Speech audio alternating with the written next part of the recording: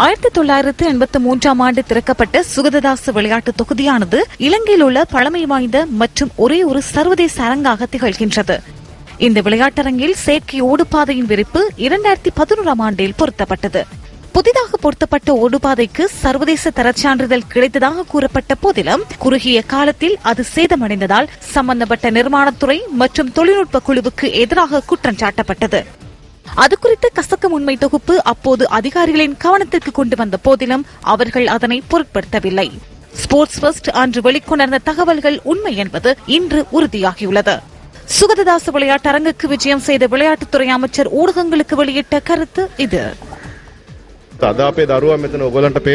இன்று எமது பிள்ளைகள் உங்களுக்கு தெரியும் இந்த ஓடுபாதையில் தான் ஓடுகிறார்கள். அவர்களுக்கு ஏதும் பாதிப்புகள் ஏற்படலாம். புதிதாக ஓடுபாதை அமைக்க நாம் நடவடிக்கை எடுப்போம். இங்கு தேசிய அநீதி இழைக்கப்பட்டுள்ளது. இது போன்ற திருட்டு எமது வரலாற்றில் இடம்பெற்றதில்லை.